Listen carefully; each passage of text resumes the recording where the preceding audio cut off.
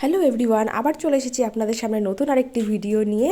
তো আপনারা যারা কন্টিনিউ আমার ভিডিও দেখেন তারা জানেন যে আমি কল্যাণীর বাড়িতে ছিলাম। তো এই জাস্ট হালিশহরের বাড়িতে আসলাম। তো এখন ঘড়িতে বাজে বিকেল ওই 5টা মতন। আদিকে নিয়ে আসবো বলে খুব একটা সন্ধ্যা করিনি, মোটামুটি ওখান থেকে 3:30-4টের দিকে বেরিয়ে গেছি।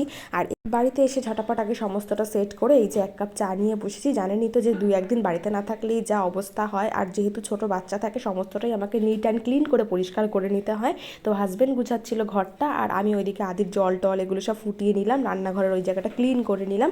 এইবার সন্ধেবেলা আদি এসে পড়তে বসে গেছে। অনেক দিন আসলে বইগুলো দেখেনি, তো আমি এইবার না বইগুলো নিতে ভুলেই গেছি। তো সেই কারণেই ও এখন অনেক দিন বাদে বই পেয়েছে, এটা নিয়েই ও একটু খেলুক। আর আমিও ঝটাপট করে ওর জামা কাপড়গুলো একটু সেট করে নিই। তো আসলে অনেক কয়েকদিন থাকবো বলেই আমি কল্যাণীতে এসেছিলাম, কিন্তু বিশেষ কয়েকটি কারণের জন্য আমাকে চলে আসতে হলো। তো আবার আমি যাব নেক্সট উইকে, তার জন্যই আবার একটু আসলাম।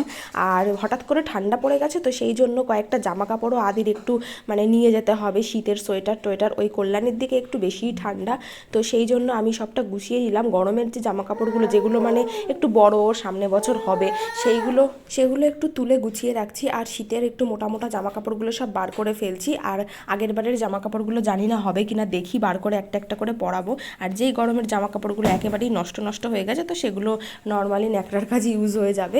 এই যে আদির সেই ছোটোবেলার কতগুলো সোয়েটার আগের বছরের, কিন্তু আশা করি এই বছর সেরকম একটাও হবে না, আমাকে নতুন করে আবার সব কিনতে হবে।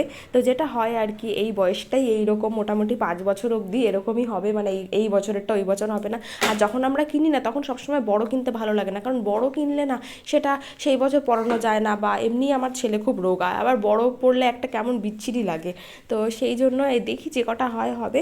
তো যেটা বলছিলাম সেটা হচ্ছে যে এখানে 1 সপ্তাহ মতন থেকে আমি আবার ওই বাড়িতে চলে যাব। তার পেছনে কয়েকটা কারণ আছে, সেটা আপনারা আমার ভিডিও কন্টিনিউ দেখলে নিশ্চয়ই জানতে পারবেন।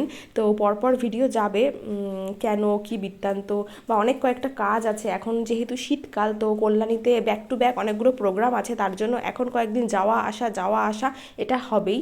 তো এখন পরপর কয়েকটা ভিডিও এইরকমই হবে, এই বাড়ি ওই বাড়ি এইরকম হবে। তো চলুন আপনারা দেখতে থাকুন, আর আমিও ঝটাপট করে এগুলো গুছিয়ে নিই, তারপরে আদির রাতের খাবার বানাবো। তো আর এটার ভেতরে এত ধুলো জানি না কোথা থেকে হয়। আমার এই ঘরটা না একটু পেছন দিকেই, আর সব সময় দরজা জানলা আটকানো থাকে, তাও জানি না আলমারির ভেতরেও ধুলো কোথা থেকে ঢোকে। তো হয়ে গেছে মোটামুটি আমার। আদি নিচে রয়েছে খেলছে, আমি ওর খাবারটা বসিয়ে এবার নিচে যাব, দেখবো ও এখন কি করছে। এটাই এক সাইডটা করলাম, এখন ওই সাইডটা বাকি আছে, ওটা আবার অন্য দিনকে করব। এই সোয়েটারটা না আদি ছোটোবেলায় রোজ রাতে পরে ঘুমাতো, এখন একদম ছোট হয়ে গেছে।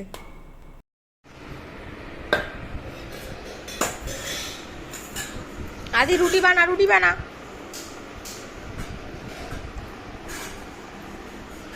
এই যে এখানে নিচে বসে খেলছে, বাসন কুসন সমস্ত কিছু দিয়ে। ওই বাড়িতে ছোট যে বেলনি চাকিটা ছিল ওটা দিয়ে খেলেছে, তো তাই জন্য এখানে আবার এখন বড়টা দিয়ে খেলছে। আটা বেলার সময় আটাটা দিয়েছে মা আর কি, শাশুড়ি মা, তো সেইটা দিয়েই বেলছে।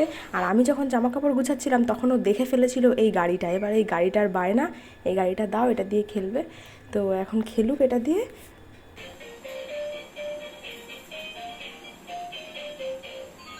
বাড়িতে আসার পর থেকে ও কী খেলনা দিয়ে কিভাবে খেলছে সেই ভিডিওটাই আজকে করা হয়েছে। আর সেরকম বিশেষ করে কোনো ভিডিও করা হয়নি, কারণ ও অনেক দিন বাদে খেলনাগুলো দেখলো, তো সেটাই আপনাদের সামনে আজকে তুলে ধরলাম।